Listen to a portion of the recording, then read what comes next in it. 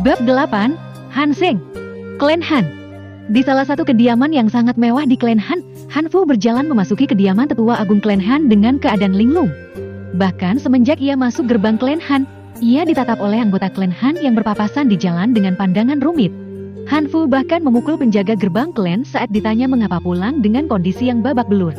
Saking kesalnya, Han Fu menanggapi pertanyaan penjaga gerbang dengan sebuah tendangan yang dilayangkan ke dada penjaga itu. Bagaimana tidak? Memikirkan bagaimana ia dipukul dan dipermalukan oleh seorang sampah dari klan Wu membuatnya hampir gila. Dia yang disebut sebagai jenius nomor 1 klan Han dipukul oleh seorang sampah. Perasaannya sangat rumit sekarang. Awalnya penjaga yang lain belum bisa memahami situasi yang membuat tuan mudanya langsung memukul temannya. Namun setelah melihat wajah suram dari para pengikut tuan mudanya, bahkan salah seorang dengan kondisi tangan yang patah, mereka menjadi diam. Mereka baru melihat tuan mudanya pulang dalam kondisi seperti itu. Namun melihat situasi saat ini, mereka tidak lagi berani bertanya.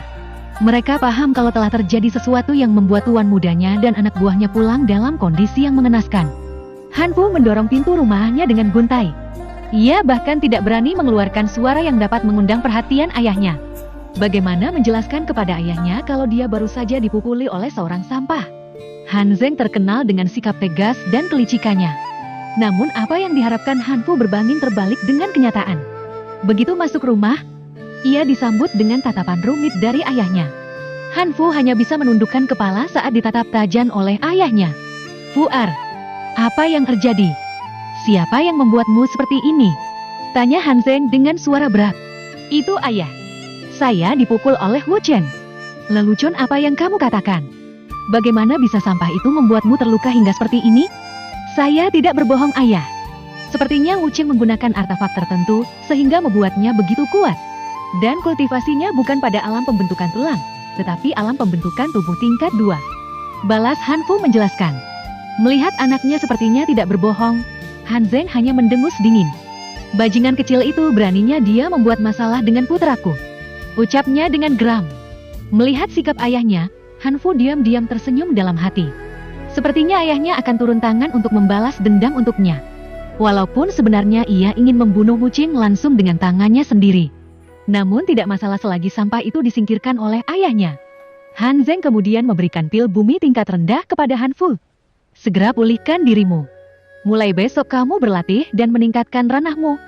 6 bulan lagi akan diadakan pertarungan jenius muda di kota Liyuan. Akan ada beberapa sekte yang ikut menyaksikan pertandingan itu. Kamu harus bisa menarik perhatian salah satu sekte besar agar kamu bisa diangkat menjadi murid," ucap Han Zeng sembari menyodorkan pil pemulihan kepada anaknya. "Baik ayah. Saya akan berlatih agar bisa masuk sekte besar," balas Han Fu. Bejes. Setelah masuk ke dalam kamar, Wu Chen duduk bersila di atas kasurnya kemudian memeriksa isi cincin penyimpanannya. Ia memilah beberapa sumber daya kultivasinya untuk digunakan. Ia mengambil inti energi piton hitam yang disimpannya khusus untuk kultivasinya. Wu Chen menutup mata dan mulai berkultivasi. Ia menghabiskan waktu berlatih seperti kebiasaannya sebelumnya dan tak mau menyia-nyiakan waktu berlatihnya. Hari pun menjelang malam. Wu Chen masih tenggelam dalam kultivasinya. Inti energi piton hitam telah selesai diserapnya, namun kultivasinya masih belum ada peningkatan. Ia tidak terus menyerap sumber daya yang dimilikinya, namun semalaman penuh Wu Chen terus berkultivasi mengokohkan pondasi kultivasinya. Keesokan paginya, Wu Chen perlahan membuka matanya. Sepertinya mengokohkan pondasi kultivasi tidak cukup hanya dengan berkultivasi saja, perlu latihan dan pertarungan yang nyata. Batin Wu Chen. Wu Chen beranjak dari kasurnya dan pergi membersihkan tubuhnya. Selesai membersihkan diri dan berganti pakaian dengan yang baru, Wu Chen keluar kamar menuju ruang makan keluarganya. Seperti biasa Wu Chen sudah ditunggu oleh ayah dan ibunya di ruang makan dengan hidangan yang sudah siap di atas meja makan. "Pagi ayah ibu," sapa Wu Chen pada kedua orang tuanya. "Pagi juga sayang. Ayo sarapan," balas Xiaoling sembari mengajak putranya duduk, sementara Wu Yong hanya menanggapi sapaan Wu Chen dengan anggukan ringan. "Baik bu." Setengah jam berlalu. Acara sarapan pagi telah selesai. "Cheng Er, apakah hari ini kamu akan berlatih lagi seperti biasa?" tanya Wu Yong. "Tidak ayah. Hari ini Cheng Er akan belajar di perpustakaan klan. Cheng Er akan belajar tentang pengetahuan tanaman spiritual dan obat-obatan yang ada di perpustakaan klan." "Baiklah. Tapi ingat jangan terlalu memaksakan diri," peringat Wu Yong. "Baik ayah. Cheng Er akan beristirahat jika sudah lelah." "Bagus. Ayah akan pergi ke Ola Clan untuk membahas tentang misi yang dikeluarkan oleh kerajaan Yun itu. Sepertinya misi kali ini sangat berbahaya. Bahkan kerajaan Yun sudah menawarkan misi ini kepada beberapa klan menengah di ibu kota kerajaan tetapi ditolak. Ucap Wujong menjelaskan. Apakah ayah akan ikut dalam misi itu? Sepertinya ayah harus ikut. Patriark langsung yang merekomendasikan ayah untuk ikut. Kali ini pasukan elit klan yang akan menyelesaikan misi ini. Memangnya misi apa yang dikeluarkan oleh kerajaan Yun itu ayah? Dan sepertinya misi ini juga sangat rahasia. Tanya Wu Cheng dengan penasaran. Misinya menjelajahi sebuah alam rahasia yang baru ditemukan oleh kerajaan Yun. Kerajaan bahkan telah mengirim prajuritnya yang dipimpin oleh salah seorang jenderal bawahan untuk menjelajahi alam rahasia itu, namun tidak ada yang berhasil keluar. Misi ini dirahasiakan karena pihak kerajaan ingin mengeksploitasi sendiri alam rahasia ini. Makanya mereka tidak menyebarluaskan tentang misi ini. Balas Wujong dengan ragu.